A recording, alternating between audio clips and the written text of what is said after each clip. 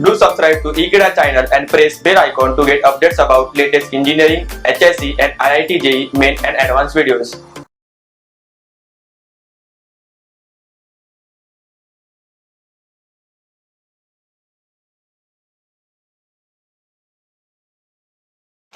Signal generator are the instruments which provide us various types of waveforms like sine wave, rectangular wave, square wave, sawtooth wave. So all these types of waveforms are provided by the signal generators.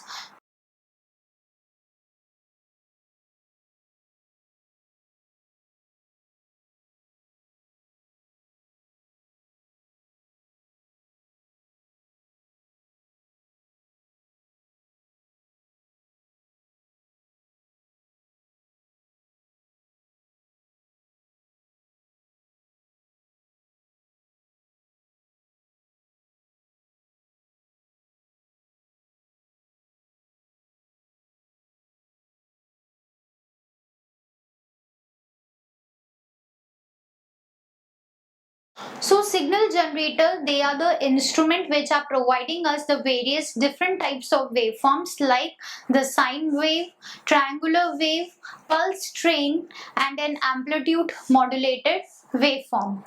So depending upon the type of waveform provided by the signal generator, they are of different types like function generator, sweep frequency generator, audio frequency generator, pulse generator. So depending upon the type of waveform, they are the different types of signal generators.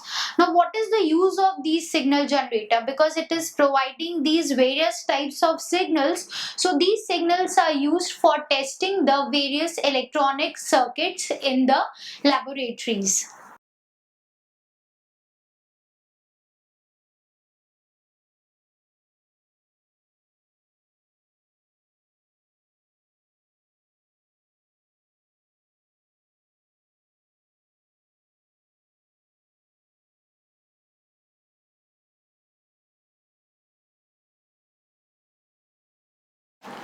So at low power, if we want to analyze or test the various electronic circuits, we can use the signal generators. Now, what are the requirements of the laboratory type signal generator? As we are having the different types of signal generator which are generating the different waveforms, so the requirements will be, but the requirements for these signal generator will be the same. So let's see that what are the requirements of a signal generator.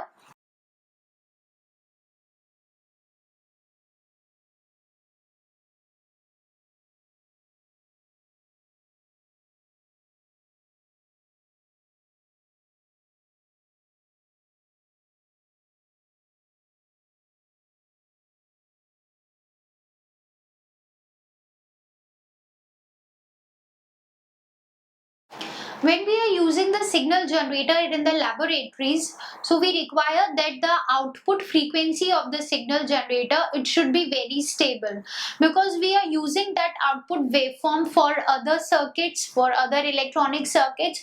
So if the output frequency is not stable, there will be fluctuations in the other circuits also, and measurements cannot be done correctly. So the output frequency of the signal generator, it should be very stable.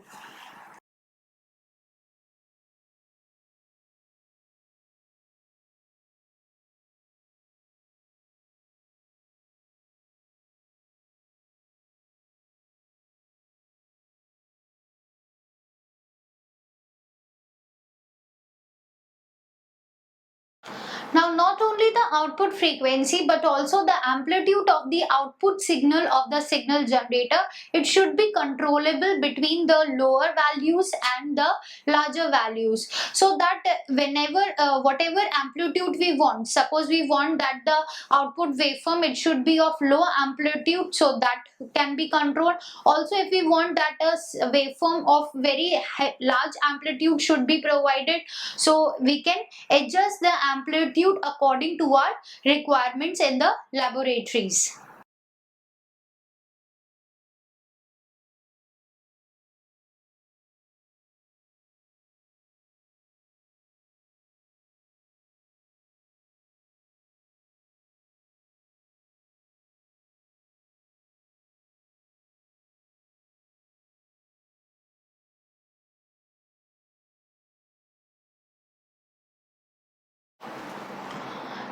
the amplitude, it should be stable, the harmonic content should be as low as possible, and the output should be distortion free. There should be no distortion, no harmonics, and the amplitude also, it should be stable. Another requirement is that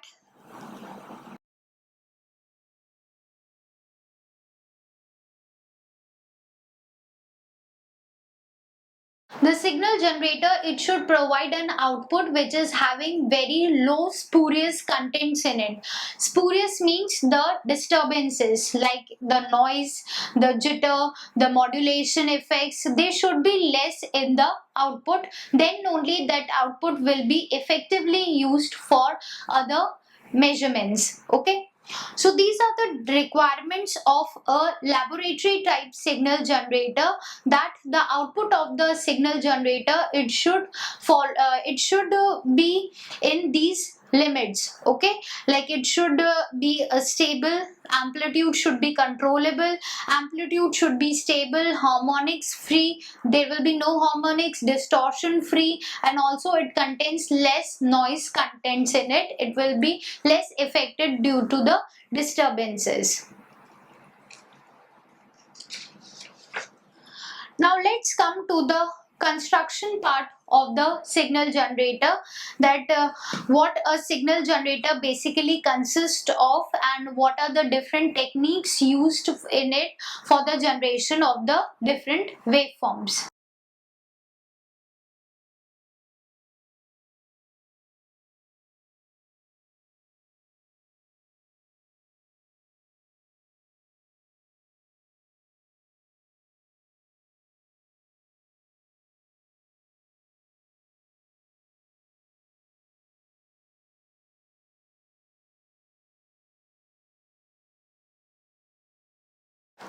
Now signal generators are the instruments which usually produce a fixed frequency sine wave whose output can be frequency or amplitude modulated by another signal.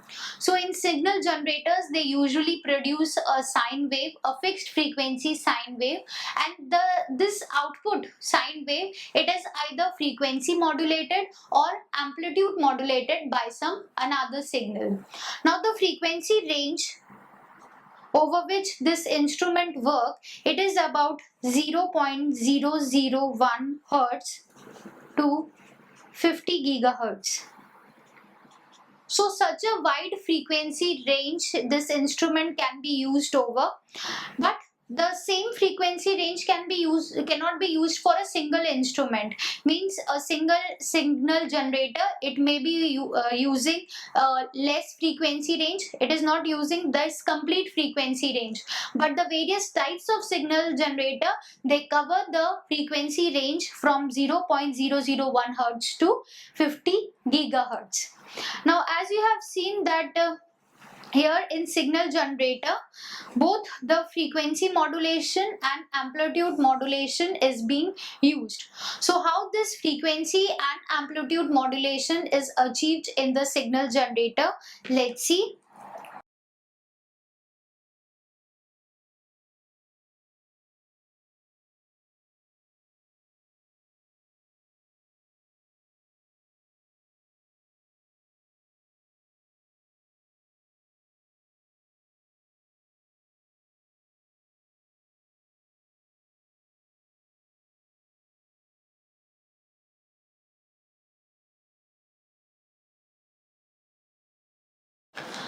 The frequency modulation in the signal generators, it is achieved by varying the voltage across a variable capacitance diode in the tuning circuit of the oscillator. So we will be using an oscillator. In that oscillator, we are having a tuning circuit. So tuning circuit and we are having a variable capacitance diode in that oscillator. So if we are varying the voltage across that diode, that capacitance diode, frequency modulation can be achieved. Okay. Now this frequency modulation, it gives a output distortion in the waveform. Okay, now as we have studied that the requirement of a signal generator is that its output should be distortion free. So to remove this distortion we have to use some techniques. Okay, so this frequency modulation, it gives a system with a low output distortion.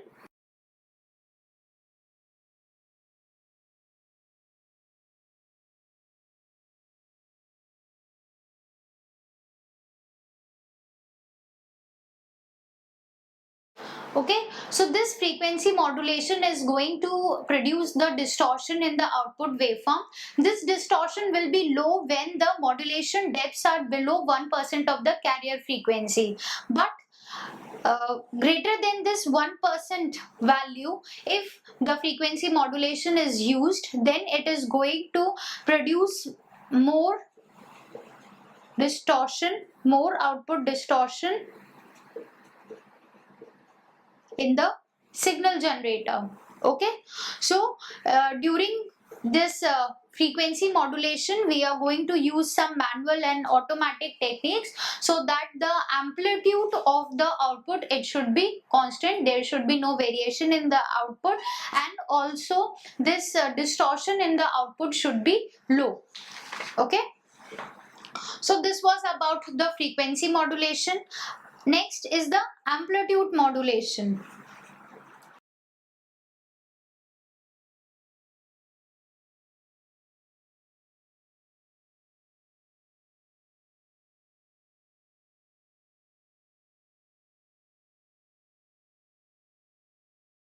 Now for frequency modulation, what we were doing, we were varying the voltage across the variable capacitance diode. For amplitude modulation, we are varying the supply voltage to the oscillator. Now frequency modulation has also caused some problems in the output. It has distorted the output. Amplitude modulation is also affecting the output, and there is a range that for up to about 50%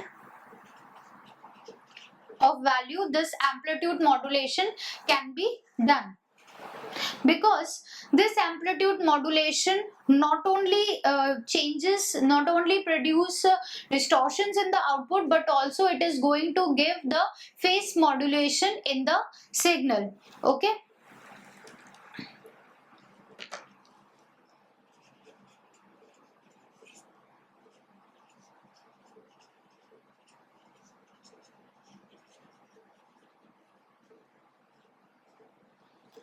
okay, so in the signal generator we are using the frequency modulation and the amplitude modulation. For frequency modulation we are changing the voltage across a variable capacitance diode of the oscillator, and for amplitude modulation we are varying the supply voltage to the oscillator.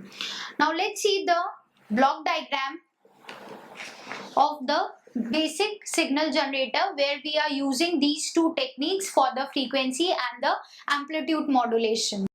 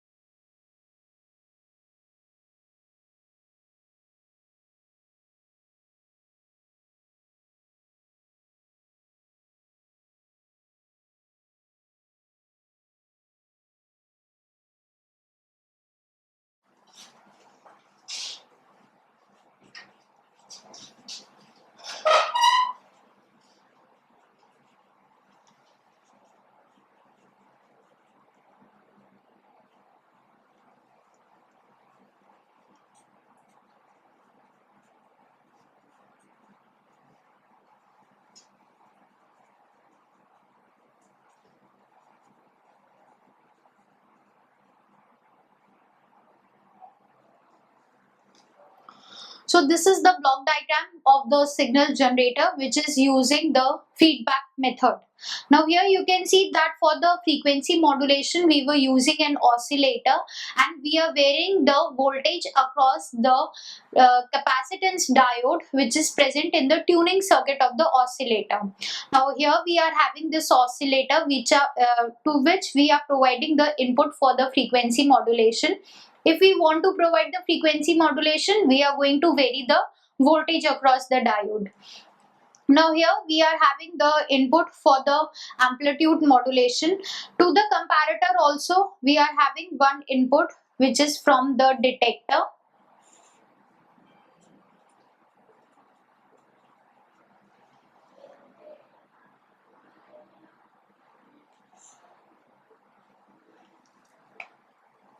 Okay, so here to the from the detector we are getting the output signal, and another input to the comparator is the input for the amplitude modulation. Now as we have studied that when we are doing the amplitude modulation, so this amplitude modulation also causes the phase modulation in the waveform due to the components which are present within the oscillator circuit. So to remove that output distortion due to this amplitude modulation and frequency modulation, we are using the feedback method in this signal generator. So due to this feedback, the output distortion will be reduced. What we are doing, this input from the amplitude modulation, it is provided to the comparator. We are detecting the output here. The output signal is given to the detector. Detector then provides the signal to the comparator. Now comparator compare it with the amplitude modulating input, and it is going to provide the feedback signal to this amplitude modulation circuit. Okay, so after amplification this signal is provided back, and the difference of this modulation signal from the output will be provided. So according to that, because here we are using the feedback of the output to be provided to the input, so that is why it is called the envelope feedback. Okay, so this technique which is used in the signal generator, it is called the envelope feedback.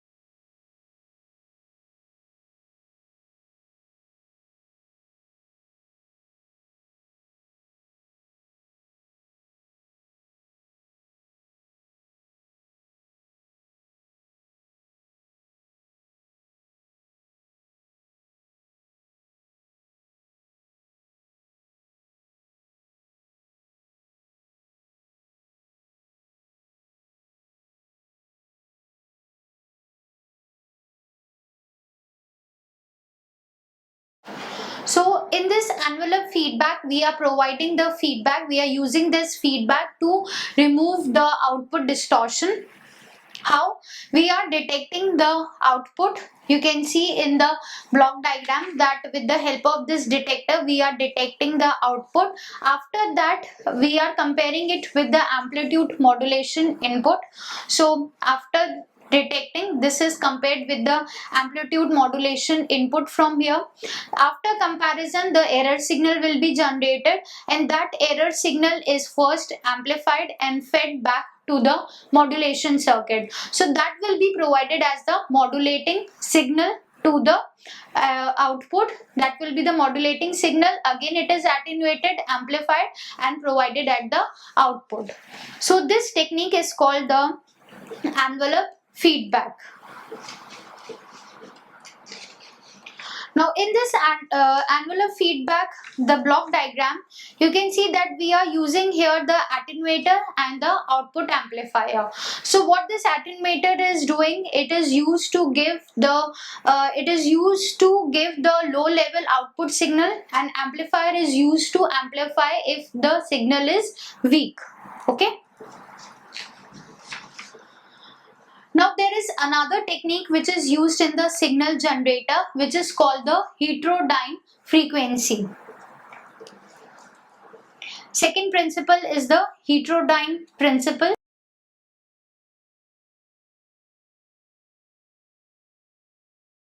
Now this heterodyne principle is used to give a continuously variable wide variety of frequency range. If we want that our output is having a wide frequency range and also it is continuously variable, so we can use this heterodyne principle for the signal generation.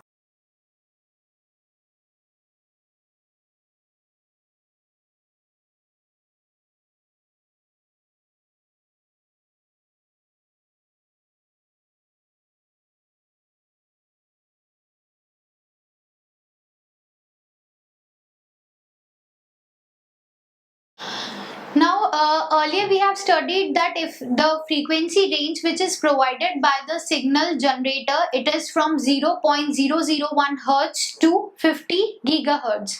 Now this complete frequency range, it is not provided by a single instrument, but if we want that this wide frequency range it is provided by a single instrument, then we can use the heterodyne principle. In this heterodyne principle, we are not only getting a continuously variable wide frequency range, but also the signal quality is good. Okay.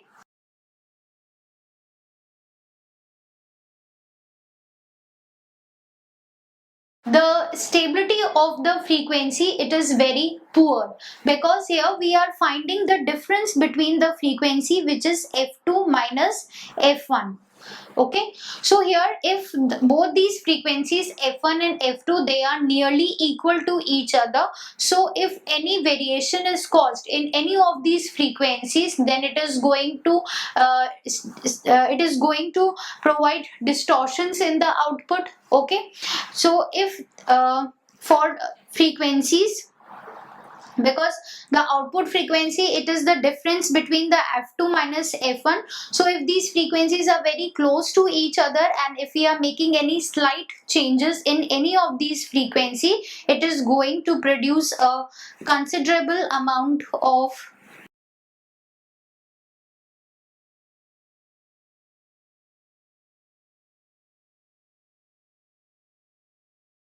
okay. So let's see the block diagram for this heterodyne principle, that how we are generating the signal by getting the difference between the frequencies. So just like in the signal generator, the basic element is the oscillator, which is producing the frequency and the amplitude modulation. So here also we will be having two oscillators.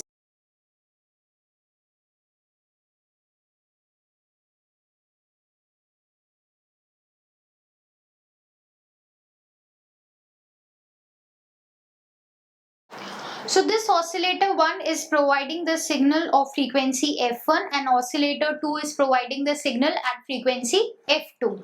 Now output of both these oscillator is given to the mixer and the filter.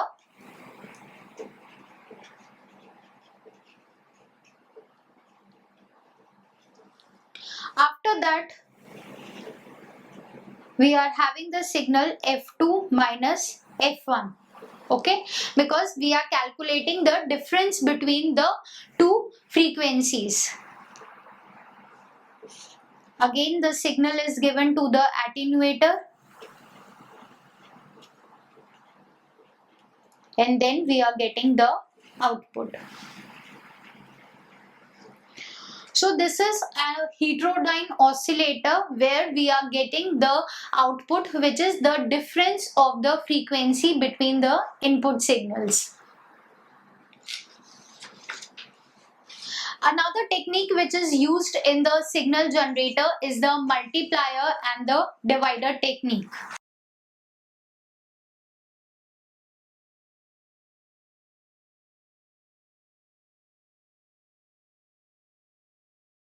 Now, if we further want to extend the frequency range from a single instrument, we can use the multiplier and divider techniques. In these techniques, we are using a multiplier.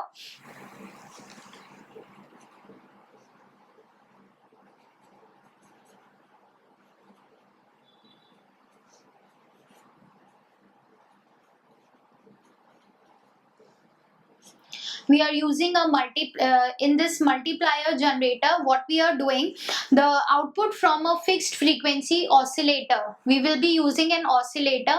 So the output of that fixed frequency oscillator, it is fed through different multipliers. Okay.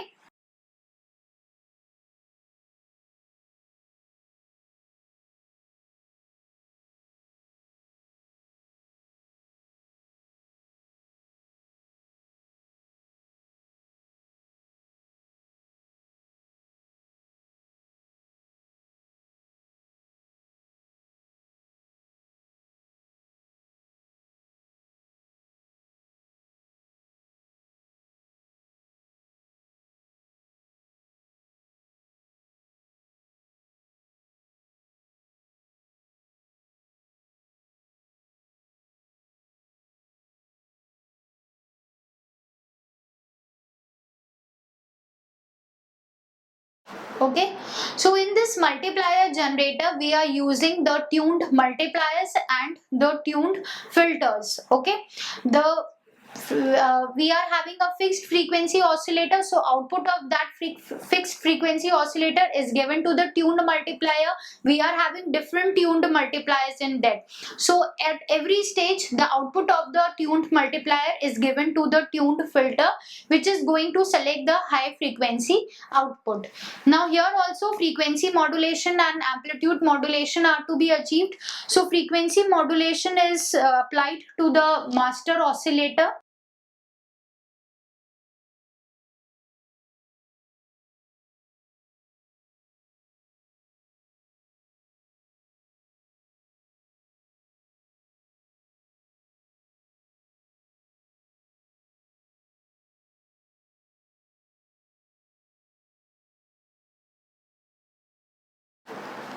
Okay, so for frequency modulation, that will be applied to the master oscillator. Again, we will be varying the voltage across that tuned capacitor, and for amplitude modulation, we will be varying the supply voltage, the DC supply voltage, to the last multiplier stage.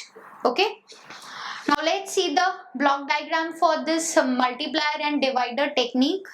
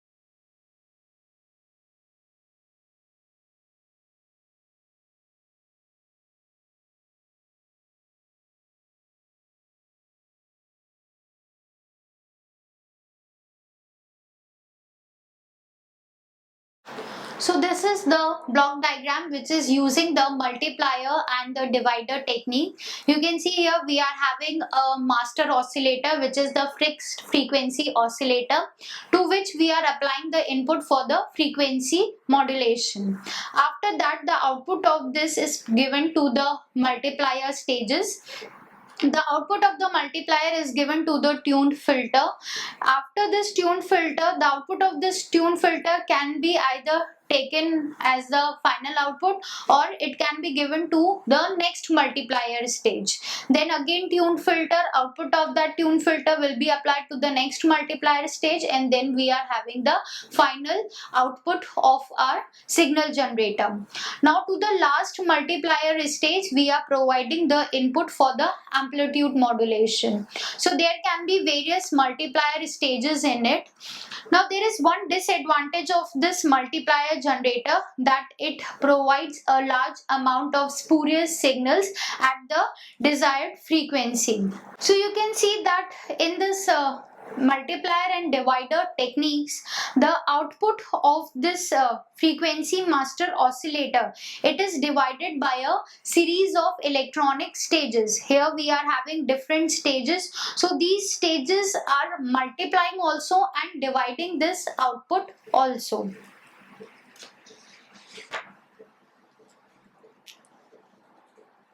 Now the output from these divider stages, it's a square wave.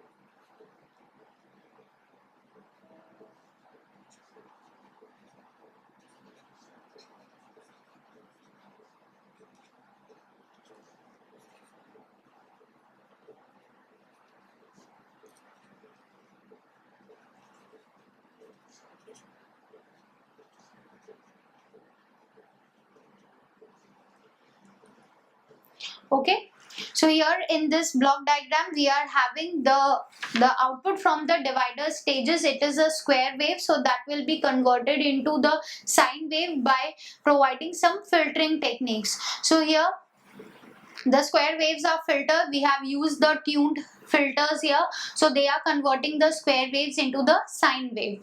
Again, for frequency modulation we are using the master oscillator, and for amplitude modulation, the voltage, the DC supply voltage to the last multiplier stage, that will be varied. So in this way, through the signal generator we are getting the different waveforms which are in a specific frequency range. Now the first method which we studied was the angular feedback. In that, from a single instrument we are getting the frequency range which is less. Now if we want that we want a wide frequency range from a single instrument, then we can use the heterodyne principle also. But that heterodyne principle, it introduces spurious signals in the output. Okay, so to remove that we were using the multiplier and the divider techniques. So due to the divider techniques, the spurious signals are reduced in the output waveform, so they were used for the formation. These techniques are used in the signal generator for the generation of different waveforms. So in this video we studied that what is a signal generator, what are the requirements of a signal generator which is used in the laboratories. Then we see the different techniques which are used in the signal generator, the angular feedback, the heterodyne principle, and the multiplier and the divider techniques. So I hope that this topic is now clear to you. Thank you.